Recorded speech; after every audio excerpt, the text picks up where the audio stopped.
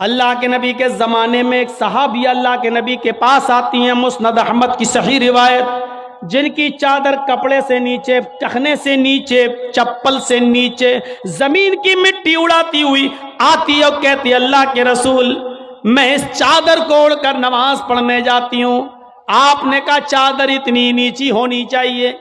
اس نے کہا اللہ کے نبی کبھی کبھی زمین پر پیشاب و پائخانہ پڑا ہوتا ہے، گندگی پڑی ہوتی ہے، تو کیا میں تھوڑی سی اوپر کر کے پائخانہ گندگی کو کراس کر کے آگے نکل جاؤں؟ آپ نے کہا نہیں، دائیں سے نکل جا، بائیں سے نکل جا۔ کہنے لگی دائیں بھی مرد بیٹھے ہوتے ہیں، بائیں بھی مرد بیٹھے ہوتے ہیں، مجھے اسی گندگی کے اوپر سے نکلنا ہے۔ اے اللہ کے رسول اجازت دے دیجئے، میں تھوڑا سا اوپر کر لوں اور نکل جاؤں، اس کے بعد نیچے کر لوں گا، جب گندگی کو کراس کر لوں گی تو چادر میں نیچے کر لوں گی۔ اللہ کے نبی کہتے ہیں اگر مرد دائیں بیٹھے ہیں، بائیں بیٹھے ہیں، تو اسی گندگی کے اوپر سے نکل جا۔ کہنے لگی اللہ کے رسول وہ گندگی میری چادر میں لگ جائے گی، آپ مجھے اوپر اٹھانے کی اجازت نہیں دے رہے ہیں، ٹخنے سے اوپر، چپل سے اوپر چادر اٹھانے کی اجازت کیوں نہیں دے دیتے؟ آپ نے کہا نہیں، چادر اٹھانے کی اجازت، چپل سے بھی اوپر چادر اٹھانے کی اجازت نہیں دوں گا۔ کہا اللہ کے رسول پھر اس چادر میں پیشاب و پائخانہ لگ جائے گا۔ آپ نے کہا لگ جانے دے۔ کہنے لگی اے اللہ کے رسول اسی چادر کو تو اوڑھ کر میں نماز پڑھتی ہوں مسجد میں، جب اوپر عورتوں کا الگ انتظام ہوتا ہے یا پردے میں عورتوں کا انتظام ہوتا ہے تو میں اسی چادر کو اوڑھے اوڑھے نماز پڑھتی ہوں۔ آپ نے کہا اسی چادر کو اوڑھ کر نماز پڑھ لے۔ کہنے لگی اس میں پیشاب و پائخانہ لگ جائے گا، کیا اسی اور چادر کو اوڑھ کر نماز پڑھ لوں؟ آپ نے فرمایا ہاں اے عورت، جب پیشاب و پائخانہ تیری چادر میں لگے گا، جب تو آگے بڑھے گی تو تیری چادر زمین پر پڑی ہوئی مٹی سے رگڑ کھائے گی، کیونکہ تیری چادر نیچے ہے۔ جب پیشاب و پائخانہ اس میں بھر جائے گا، جب تو آگے بڑھے گی تو زمین پر پڑی ہوئی مٹی پر تیری چادر رگڑ کھائے گی، اور زمین پر پڑی ہوئی مٹی سے رگڑنے کی وجہ سے زمین کی پاک مٹی تیری چادر کو پاک کر دے گی، لیکن تجھے چادر اٹھانے کی اجازت نہیں، اسی چادر میں تو نماز پڑھ لے۔ گندگی لگتی ہے تو لگ جانے دے، آگے بڑھے گی تو زمین پر پڑی ہوئی پاک مٹی تیری چادر کو پاک کر دے گی۔ میرے بھائیوں پیشاب و پائخانہ دیکھ کر بھی اللہ کے رسول نے عورت کو چادر اٹھانے کی اجازت نہیں دی۔ میری بہنوں تمہارے دل کیسے گوارا کر لیتے ہیں، جلسوں میں بھی چوڑیاں خریدنے کے لیے، بیلونز خریدنے کے لیے، جلیبیاں خریدنے کے لیے تم کس طریقے سے لیڈیز پنڈال سے نکل کر تم بازاروں میں گھوم لیتی ہو؟ شرم آنی چاہیے۔ تمہارے کلیجے اور تمہارے دل کیسے گوارا کر لیتے ہیں کہ لڑکے اور لڑکیاں ایک جگہ شاپنگ کریں، دکانداری کریں، خریداری کریں؟ یہ تمہارے کلیجے، تمہارے ضمیر کیسے گوارا کر لیتے ہیں؟ جبکہ اللہ کے نبی فرماتے ہیں لا یخلون رجل بامرأۃ الا کان ثالثہما الشیطان، کوئی مرد کسی عورت سے تنہائی میں نہ ملے، کوئی مرد کسی عورت سے اکیلے میں نہ ملے کہ اس میں تیسرا شیطان ہوتا ہے، اس میں تیسرا بہکانے والا شیطان ہوتا ہے۔ میرے بھائیوں اسلام کا قانون یہی ہے، اسلام کا نظام یہی ہے۔ ایک عورت، اس کا شوہر مر چکا ہے، عورت کے پاس بہت زیادہ پیسہ ہے، وہ حج کرنا جانا چاہتی ہے، شوہر انتقال کر گیا، اب عورت اکیلے حج کرنے نہیں جا سکتی ہے، جبکہ مستطیع ہے، صاحب استطاعت ہے، حج کرنے جانا چاہتی ہے، اچھا کام کرنے جانا چاہتی ہے۔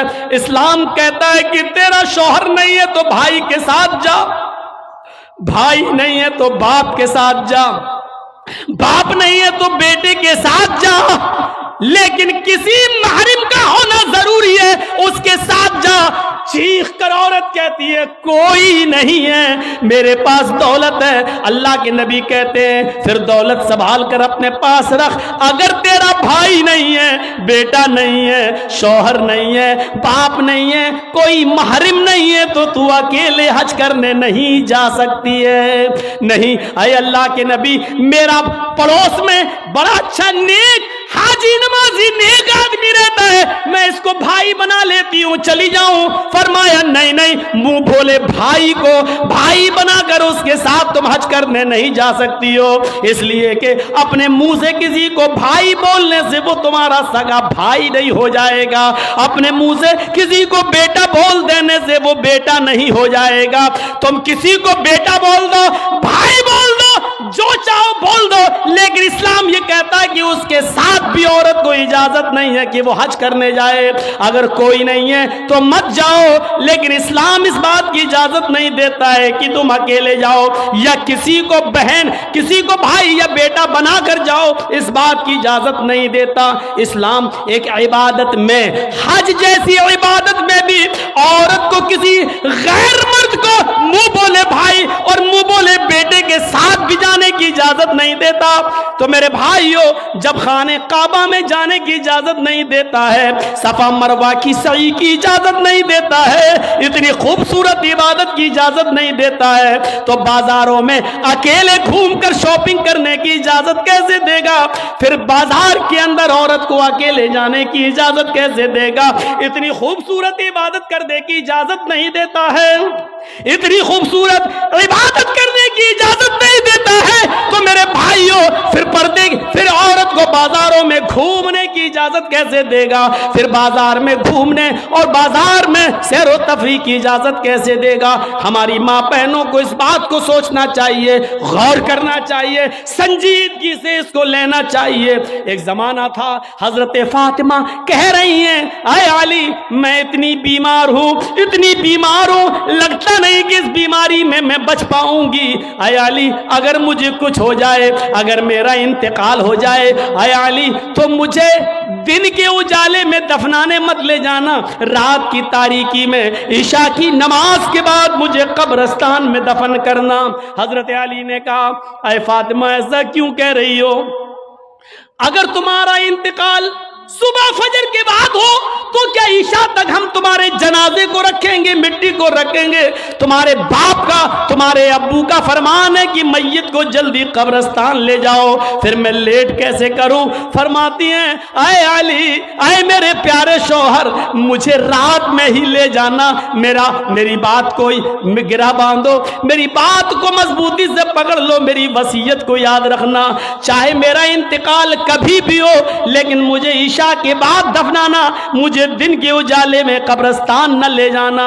ऐ अली मैं नहीं चाहती हूँ कि मेरे मुर्दा जिस्म पर पड़े हुए कफन पर भी किसी गैर मर्द की नजर पड़े, मैं अपने कफन पर भी किसी गैर मर्द की नजर नहीं पड़ने देना चाहती हूँ। ऐ अली मुझे रात में ले जाना, दिन के उजाले में नहीं, मैं नहीं चाहती कि मेरे कफन पर भी किसी गैर मर्द की नजर पड़े। मेरे भाइयों, इंतकाल के बाद निकाह जायज नहीं है, इंतकाल के बाद शादी नहीं होती है, लेकिन इंतकाल के बाद भी अपने जिस्म को तो छोड़ो, अपने कफन को भी किसी गैर मर्द को देखने की इजाजत नहीं दे रही हैं। ये था हजरत फातिमा का पर्दा। इस पर्दे की रोशनी में मेरी बहनों अपने गरीबानों में झांक कर देखो, अपने गरीबानों के बटन खोलो और तलाश करो हम कहां खड़े हैं, हमारा पर्दा क्या है, हमारी इज्जत और आबरू क्या है। आज हमारे चेहरों को हरकस और नाकस देख रहा है, कल तक हमारे इन खूबसूरत गालों को कभी आसमान की निगाहों ने भी नहीं देखा था, चांद और सितारों ने भी नहीं देखा था, और आज जो चाहता है देख लेता है, हरकस और नाकस जिसको चाहो आज वो बड़ी आसानी से हमारी बहनों बेटियों का दीदार कर रहा है। और एक और बात, जितना अमीर बाप है, जितना अमीर बाप है, जितना भी बाप अमीर मिलेगा आपको, आप देखिएगा उसकी बेटी उतने ही कम कपड़े पहने हुए होगी। किस बात का अमीर है तू? काहे का अमीर है तू? अपनी बेटी को 5 मीटर का कपड़ा लाकर नहीं दे सकता है तो काहे का अमीर है तू? कंजूस और बखील बाप। अल्लाह ताला ने इन अमीरों को ऐसी सजा दी है, ऐसी सजा दी है, कल तक ये गरीबों की लड़कियों को डांस कराया करते थे, आज अल्लाह ताला ने इन अमीरों की लड़कियों के जिस्मों से कपड़े उतार कर उनको लोगों की नजरों को दीदार करने पर मजबूर कर दिया। आज इन अमीरों की लड़कियों के کے جسموں سے کپڑے اتروا کر آج غریب ان لڑکیوں کو دیکھ رہے ہیں, ان کا نظارہ کر رہے ہیں. آج امیروں کو اللہ نے یہ سزا دی ہے. آج وہ فیشن سمجھتے ہیں کہ میری بیٹی فیشنیبل کپڑے پہنے ہوئے ہیں. نہیں نہیں میرے بھائیوں, میری بھائیوں, آپ اپنی بہنوں کے ذمہ دار ہیں. اللہ کے نبی نے فرمایا کہ جس لڑکی کا باپ جس کی بیٹی بے پردہ گھومے وہ باپ دیوس ہے. جس کی بہن بے پردہ گھومے وہ بھائی دیوس ہے. جس کی بیٹی بے پردہ گھومے وہ باپ دیوس ہے. جس کی بیوی بے پردہ گھومے وہ شوہر دیوس ہے. غور کرو کتنی صاف لفظوں میں, کتنے صاف لفظوں میں اللہ کے نبی نے فرمایا جس کی بہن بے پردہ گھومے وہ بھائی دیوس. جس کی بیٹی بے پردہ گھومے وہ باپ دیوس. جس کی بیٹی بے پردہ گھومے وہ باپ دیوس. جس کی بیوی بے پردہ گھومے وہ شوہر دیوس. اب دیوس کا معنی اگر ہم سمجھ جائیں تو سارا معاملہ حل ہو جائے. دیوس کا یہ تو عربی لفظ ہے نا, اس کا اردو میں ترجمہ ہوتا ہے, سننے کی طاقت ہے, سنیں گے. دیوس کا مطلب ہوتا ہے بھڑوا. اور بھڑوا کس کو کہتے ہیں بتانے کی ضرورت نہیں, جانتے ہوں گے. بھڑوا کہتے ہیں اس کو جس نے اپنی بہن, بیٹی یا بیوی یا ماں کو غلط کام کرنے کے لیے کسی اڈے پر بٹھا دیا ہو, چکلے پر بٹھا دیا ہو اور ان سے غلط کام کرواتا ہو اور ان کی کمائی کھاتا ہو. عربی زبان میں اس کو دیوس کہتے ہیں اور اردو میں اس کو بھڑوا کہتے ہیں. کتنا سخت جملہ استعمال کیا اللہ کے رسول نے. مولانا جرجیز کو آپ کہہ رہے ہوں گے یہ کیا ہو گیا اس کو. اللہ کے نبی نے کہا جس کی ماں بے پردہ گھومے اور بیٹا اپنی ماں کی بے پردگی پر کچھ نہ بولتا ہو وہ بیٹا بھڑوا. جس کی بیوی بے پردہ گھومے اور شوہر اپنی بیوی کی بے پردگی پر کچھ نہ بولے وہ شوہر بھڑوا. جس کی بہن بے پردہ گھومے اور وہ بھائی اپنی بہن کی بے پردگی پر خاموش رہے وہ بھائی بھڑوا. اور جس کی بیٹی بے پردہ گھومے اور باپ اپنی بیٹی کی بے پردگی پر خاموش رہے وہ باپ بھڑوا. دیوس کہہ دو مولانا چلے گا, بھڑوا مت کہو, اچھا نہیں لگ رہا ہے. ہم کب کہہ رہے ہیں کہ اچھا لگ رہا ہے؟ ہم کو اچھا لگانا کب ہے؟ جب اچھا ہی لگنے لگے تو فائدہ کیا ہے؟ انجیکشن ایسے لگاؤ درد نہ ہو. باسا ایسا ہو سکتا ہے کہ انجیکشن لگے اور درد نہ ہو؟ انجیکشن بھی لگوانا چاہتے ہو اور درد بھی نہیں چاہتے ہو, تب تو ہومیوپیتھک دوا لے لو, میٹھی گولیاں کھا لو جو مرنے کے بعد فائدہ کرتی ہے.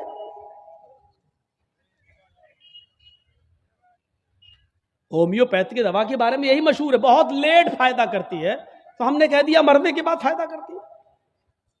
لیکن سسٹم مل جائے تو جادو کی طرح بھی فائدہ کرتی ہے, بہت جلدی بھی کرتی ہے. تو جب آپ کو میٹھی گولیاں ہی کھانا ہے ہومیوپیتھک دوا تو پھر مت کراؤ تقریریں, اور تقریر کرا رہے ہو تو سنو, سننا پڑے گا. کتنے لوگ ہیں آج جو اپنی بیوی کی بے پردگی پر سوال اٹھاتے ہیں؟ کتنے ایسے ہیں جن کی بیٹیاں آج بے پردہ گھومتی ہیں اور وہ باپ اپنی بیٹیوں کو ڈانٹتے ہیں؟ اگر ماں باپ اپنی بیٹیوں کو صحیح سے ذمہ داری نبھانے لگیں تو آج ایک بھی لڑکی کے پاس اینڈرائڈ موبائل نہ ہو. ہماری 18-20 سال کی لڑکی جس کی شادی نہیں ہوئی گھر پہ رہتی ہے, اس کے ہاتھ میں اینڈرائڈ موبائل, چیخ چیخ کے بتا رہا ہے کہ باپ کی تربیت میں کمی ہے, باپ اپنی بیٹی پر پورا کا پورا حکمراں نہیں ہے, حاکم نہیں ہے. یا یہ کہہ رہا ہے بیٹی کے ہاتھ میں وہ اینڈرائڈ موبائل چیخ چیخ کے کہہ رہا ہے یہ باپ نہ کہہ رہا ہے, بیٹی کے آگے باپ کی نہیں چل رہی ہے, باپ مجبور ہو چکا ہے. میرے بھائیوں اگر باپ مجبور نہ ہوتا تو بیٹی کے ہاتھ میں اینڈرائڈ موبائل نہیں ہوتا. کیا ضرورت ہے بیٹی کے ہاتھ میں دینے کی؟ وہ تو گھر میں رہتی ہے، کیوں چلائے گی صاحب؟ آپ کی بیٹی 18-20 سال کی کیوں فیس بک چلائے گی؟ کیوں واٹس ایپ چلائے گی؟ کیوں میسنجر چلائے گی؟ اور آپ کیسے اپنی بیٹی کو فیس بک اور میسنجر اور واٹس ایپ چلانے کے لیے ڈھیل دے سکتے ہیں؟ کیسے؟ آپ کا یہ دل کیسے گوارا کر لیتا ہے؟ آپ ذمہ دار ہیں۔ ہماری یہ بیٹیاں کل بچوں کی مائیں بنیں گی، شادی کے بعد ان کو اپنے بچوں کی تربیت کرنا ہے۔ ماں کے قدموں کے نیچے جنت بتائی گئی ہے، حالانکہ یہ کوئی حدیث نہیں ہے، ایک مقولہ ہے، لیکن بچے اپنے ماں کے قدموں کے نیچے جنت کیسے ڈھونڈیں؟ یہ آج کل کی ماں کے قدموں کے نیچے جنت ہے؟ جس کو خود نہیں معلوم کہ قدم میرے کہاں ہیں، اس کے قدموں کے نیچے بچے جنت ڈھونڈیں گے؟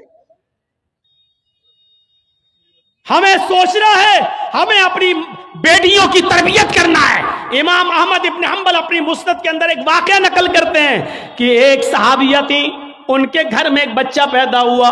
ایک صحابیہ تھی، ان کے گھر میں ایک بچہ پیدا ہوا۔ جب بچہ پیشاب کرتا تھا تو پانی کا لوٹا اس بچے کی شرمگاہ پہ ڈال دیتی تھی۔ جیسی بچے نے پیشاب کیا وہ پانی لاتی اور شرمگاہ پہ ڈال دیتی۔ وہ صحابیہ کہتی ہیں میرا بیٹا جب چلنے کے لائق ہوا، پہلا دن تھا اس کا چلنے کا، پہلا دن تھا میرے بیٹے کے چلنے کا، پہلا دن تھا میرا بیٹا کھڑے ہو گیا، جب چلا میرے بیٹے کو جب پیشاب کی ضرورت محسوس ہوئی تو اس نے پانی کا برتن دیکھنا شروع کر دیا۔ ماں کہتی ہے کہ میں دیکھ رہی تھی اپنے بیٹے کو، جب بھی وہ پیشاب کرتا تھا تو میں پانی اس کی شرمگاہ پہ ڈال دیتی تھی۔ آج دیکھتی ہوں میرا بیٹا چل رہا ہے، دیکھتی ہوں یہ کیا کرتا ہے۔ جب بیٹا پہلا دن چلنے کے لائق ہوا، پہلا دن تھا، تو بیٹے نے پانی کا پیالہ اٹھایا اور دونوں ہاتھ سے پکڑ کر دھیرے دھیرے چلا اور ایک کونے میں جا کر بیٹھ گیا، پیشاب کیا اور پیشاب کرنے کے بعد وہ پانی کا پیالہ اپنی شرمگاہ پہ ڈالنے لگا۔ اس کو استنجا کرنا نہیں آتا تھا، اس کو دھونے کا تمیز بھی نہیں معلوم تھا، اس کو پتہ ہی نہیں، لیکن وہ ویسا ہی کر رہا ہے جیسی اس کی ماں نے اس کو بتایا، جیسے اس کی ماں اس کے ساتھ کر دیتی تھی۔ وہ پانی کا پیالہ اٹھا کر اپنی شرمگاہ پہ ڈال لیا اور خالی پیالہ لے کر اپنی ماں کے پاس آ گیا۔ ماں کی آنکھوں میں آنسو آ گئے، آسمان پر نظر ڈال کر کہتی ہے فزت برب الکعبہ، کعبے کے رب کی قسم میں کامیاب ہو گئی، اللہ کی قسم میں کامیاب ہو گئی۔ اپنے بچے کو جو سکھانا چاہتی تھی میرے بچے نے وہ سیکھ لیا، میں اپنے بچے کو جو تربیت دینا چاہتی تھی میرے بچے نے وہ تربیت حاصل کر لی۔ مجھے امید ہے کہ میرا بچہ کبھی ناپاک نہیں رہے گا، میرا بچہ جب بھی پیشاب کرے گا تو پانی ضرور لے جائے گا اور استنجا کرے گا۔ اس زمانے کی مائیں اپنے بچوں کو بچپن سے یہ عادتیں ڈلواتی تھیں، اور آج کل کی ماں دیکھ لو اپنے بچے کا انڈر ویئر نیکر اتار کر کہتی بیٹا یہاں کھڑے ہو کے پیشاب کر لے۔ یہ مائیں اپنے بچوں کو کیا تربیت دیں گی؟ جبکہ نیپولین نے کہا تھا کہ مدرس لیپ از فرسٹ کالج فار چلڈرن، ماں کی گود یہ بچے کا پہلا مدرسہ ہوتی ہے، پہلی یونیورسٹی ماں کی گود ہے۔ جو بچہ اپنی ماں کی گود سے تربیت حاصل کر کے نہیں نکلا وہ کسی یونیورسٹی سے تربیت حاصل نہیں کر سکتا ہے۔ آج بھی دیکھ لو کشن گنج میں بھی یونیورسٹیاں ہوں گی، کشن گنج میں بھی کالج ہوں گے، اس کالج سے B A, M A, P H D, M B B S اور ایم ڈی کی ڈگری لے کر نکلنے والے بچوں کی تعداد بھی بہت ہوگی، لیکن انہی بچوں کو دیکھیے کھڑے ہو کر سڑک کے کنارے پینٹ کی چین کھول کر دھار مار رہے ہوں گے، پیشاب کر رہے ہوں گے۔ یہ ان یونیورسٹیوں کے فارغین اسٹوڈنٹ ہیں جو فارغ ہو کر نکلے، جن کو ایم ڈی کرنے کے بعد، ایم بی بی ایس کرنے کے بعد بھی پیشاب کرنے کی عقل نہیں آئی ہے۔ ان سے تو بہتر وہ کتا ہے جو کم سے کم پیشاب کرتا ہے تو ایک ٹانگ تو اٹھا لیتا ہے تاکہ اس کے اوپر چھینٹے نہ آئیں۔ انہوں نے یونیورسٹی سے پڑھنے کے بعد بھی یہ کتے سے بھی بدتر بن کر نکلے ہیں۔ وہ یونیورسٹی ان کو انسان نہیں بنا سکی، وہ کالج ان کو انسان نہیں بنا سکے، وہ اسکول ان کو انسان نہیں بنا سکے۔ M D P H D کرنے کے بعد بھی آج کتوں سے بری طرح پیشاب کرتے ہوئے نظر آئیں گے۔ کہہ لینے دیجئے مجھے کتا، گدھا، جو کچھ بھی بولتا ہوں میں سب، آج مجھے اجازت دیجئے میرے بھائیوں، کہو کہ جانوروں کی اجازت مت بولو، ہم لوگ انسان ہیں، قرآن نے بھی جانوروں کی مثالیں دی ہیں۔ اولئک کل انعام بل ہم اضل، یہ چوپایوں کی طرح ہیں بلکہ ان سے بھی زیادہ گئے گزرے۔ قرآن نے کہا ہے یہ چوپایوں کی طرح ہے بلکہ ان سے بھی زیادہ گئے گزرے، ان سے بھی زیادہ گئے گزرے۔ جب قرآن نے مثال دی ہے تو ہم کیوں نہیں مثال دے سکتے ہیں؟ اپنے بارے میں سوچو سوچو۔ ہیں عبد القادر جیلانی بغدادی رحمت اللہ علیہ کی تاریخ کون نہیں جانتا، جن کو آج لوگ بڑے پیر صاحب کے نام سے بھی جانتے ہیں، جن کے نام پر 11ویں کی بریانی کی ڈیگ بھی بناتے ہیں۔ وہ عبد القادر جیلانی جب 12 سال کے تھے، ان کی ماں نے ان کو ایک قافلے کے ساتھ بھیجا تھا، کہا بیٹے حالات کتنے بھی سخت ہوں لیکن جھوٹ کبھی مت بولنا۔ اور جب چوروں نے اور ڈاکوؤں نے جب اس قافلے کو لوٹا تو اس بچے سے پوچھا عبد القادر سے، تیرے پاس بھی کچھ ہے؟ اس نے کہا ہاں ہے۔ کہا کیا ہے؟ 40 اشرفی۔ کہاں ہیں؟ میرے کرتے کے استر میں۔ استر کو پھاڑ کے دیکھا تو 40 اشرفی ملی۔ پوچھا بیٹا یہ تو ایسی جگہ چھپی ہوئی تھی کسی کو پتا نہیں، تو نے کیوں بتا دیا؟ لڑکے نے جواب دیا میری ماں نے مجھے چلتے